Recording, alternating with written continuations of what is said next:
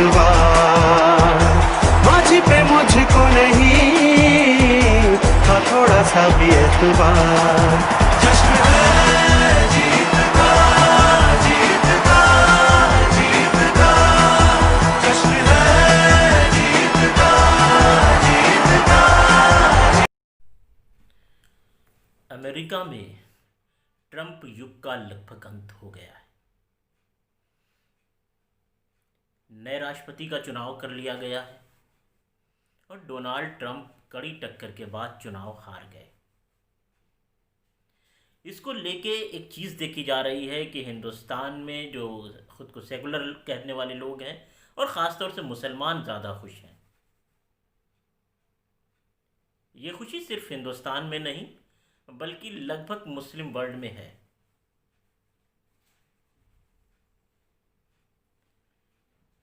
लेकिन सवाल ये है कि क्या ट्रंप की हार से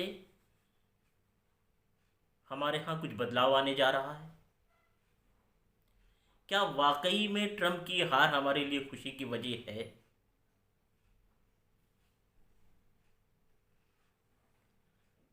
अगर हम एक देशभक्त के नाते सोचें, अगर हम इंडियन पर्सपेक्टिव से कुछ सोचें या कोई भी दूसरा देश, अगर हम एक अमेरिकन के तौर पर न सोचें, किसी दूसरे देश के नागरिक के तौर पर सोचें, तो मुझे नहीं लगता कि इसमें कोई खुशी की बात है। वजह साफ है, ट्रंप अमेरिकन के हिसाब से एक अच्छे राष्ट्रपति साबित नहीं हुए। उनके अजीबोगरीब फैसलों की वजह से अमेरिका ने अपनी साख खोई। इंटरनेशनल पॉलिटिक्स में जिस तरह से यूनाइटेड स्टेट्स का दबदबा था वो कम हुआ। ट्रंप की इस रजीम के अंदर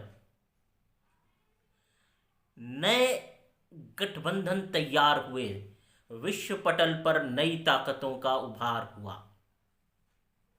ये हम सब बहुत खूब अच्छी तरह से जानते हैं। मुस्लिम वर्ल्ड में एक बात कही गई कि दक्षिणपंथी ट्रंप, चूंकि भारत के प्रधानमंत्री नरेंद्र मोदी जी से उनका अच्छा दोस्ताना था या कहें कि सो कॉल्ड फ्रेंडशिप थी, जिसकी वजह से कहा गया कि या कहें कि जिसकी वजह से कहा गया या उन्होंने जो ट्रैवल बैन किया, उस ट्रैवल बैन को जिस तरह से मुस्लिम ट्रैवल बैन के तौर पर प्रचारित किया गया, क्या उसमें वाकई में सच्चाई थी? Iran, Syria, Lebanon, Libya, Somalia और यमन, इन मुल्कों के लोगों के आने पर अमेरिका में पाबंदी, लेकिन उसके साथ में वेनेजुएला और नॉर्थ कोरिया भी जुड़ा हुआ था। लेकिन इसको जिस तरह से प्रचारित किया गया कि मुसलमानों के साथ ज्यादती हो रही है, मुसलमानों को परेशान किया जा रहा है, उन्हें हैरेस किया जा रहा है, क्या ये वाकई में सच था? अगर एक खुले जहन से हम सोचें तो हमें ऐसा लगता है कि सोचने का एक नजरिया यह भी हो सकता है कि जो देश अपना दबदबा बनाए हुए है, जिस देश ने अपनी ताकत के बल पर, अपनी नीति के बल पर चौधराहट कायम कर रखी है, अगर वो ऐसे नेतृत्व के अधीन चला जाता है जिससे उसका दबदबा कम होता है, तो ये उन मुल्कों के लिए यकीनन अच्छी बात है जो उस दौड़ में है। हम भारत को भी विश्व गुरु देखना चाहते हैं, लेकिन यदि कोई दूसरा विश्व गुरु रहेगा तब आप कैसे विश्व गुरु बनेंगे? दूसरे देश की डिप्लोमेसी हावी रहेगी तो आपकी कूटनीति का क्या होगा? ये देखने वाली बात है। जिस तरह से मॉस्को से वाशिंगटन के रिश्तों की बात आई, जिस तरह से उन्होंने अपने पर्सनल ट्रम्प एम्पायर के लोगों को लेके विजिट किया, जिस तरह से ट्रम्प ने मैक्सिको की दीवार को लेके जिस तरह से एक पूरी यूं कहें कि एक एपिसोड चला यूएस में, इन सब चीज़ों से यूएस कहीं ना कहीं कमज़ोर होता दिखा। एक तरफ तो जो यूएस ट्रूप्स थे, हर जगह पे युद्ध बंदी की घोषणा चलती रही, दूसरी तरफ एक ईरान के साथ एक अजीबोगरीब बात। इस तरह का जो रवैया था, प्रेडिक्टेड बिहेवियर डोनाल्ड ट्रंप का, इससे कहीं ना कहीं विश्व समुदाय का एक फायदा तो जरूर था। तो फिर हम खुश क्यों हैं? जबकि जो बिडेन बार बार ये बात कह रहे हैं कि हम हर अमेरिकन का प्रतिनिधित्व करेंगे, हम अमेरिका के लिए काम करेंगे। तो आप खुश क्यों हैं? आपकी खुशी का राज क्या है? इससे पहले बराक ओबामा थे, तब आपको क्या मिला? बीइंग अ मुस्लिम अगर आप सोचते हैं तो उस दौर में जिस तरह से तबाहियां हुई, वैसा तो डोनाल्ड ट्रंप के दौर में नहीं हुआ।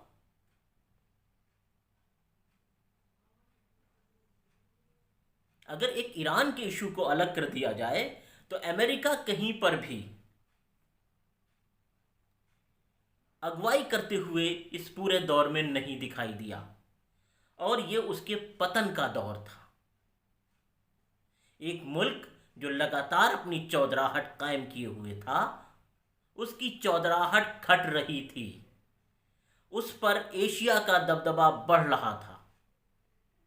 तो हम एशिया में रहने वाले लोग आखिर खुश क्यों हैं कि उस मुल्क को एक समझदार व्यक्ति, या यूं कहें कि उससे ज़्यादा परिपक्व निर्णय लेने वाला व्यक्ति, या देश को ज़्यादा बेहतर ढंग से चला सकने वाला व्यक्ति, जो अभी कहा जा रहा है, वो ऐसे हैं या नहीं हैं, इसका फैसला तो उनका जो उनकी कार्यशैली होगी, जो उनकी कार्यप्रणाली होगी, उसको देखने के बाद किया जाएगा। अभी उन्होंने काम नहीं किया है, अभी वो बात कर रहे हैं।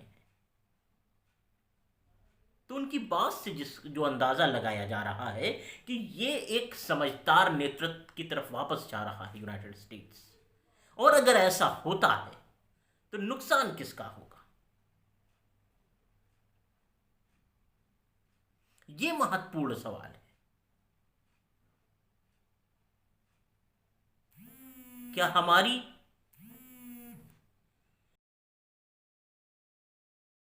धीरे धीरे कहीं ना कहीं अमेरिका की साख नीचे जा रही थी? तो क्या हम अमेरिका के हित में सोच रहे हैं?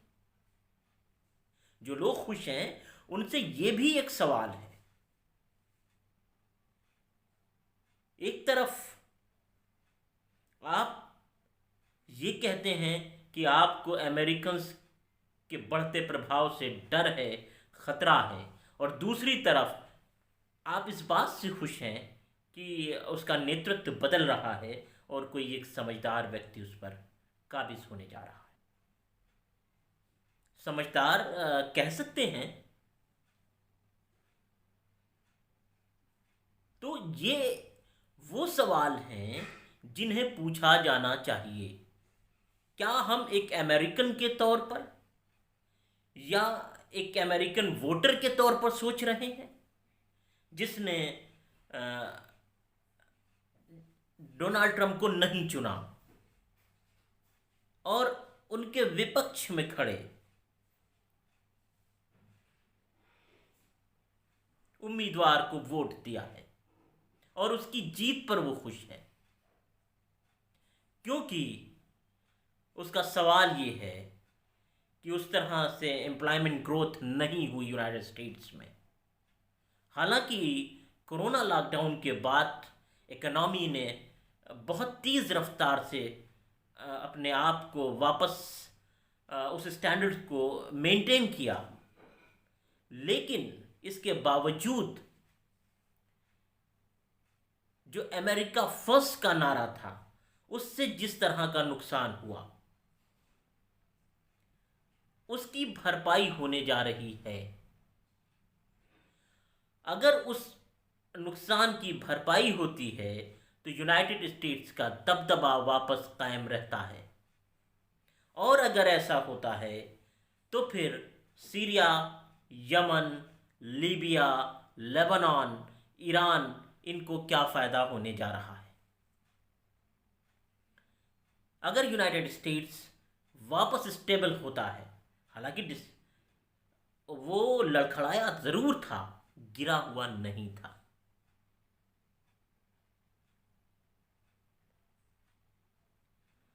इन सब बातों पर गौर किए बिना एक भेड़ चाल में खुशी का इजहार क्या कहीं हमारी समझ को नहीं दर्शाता।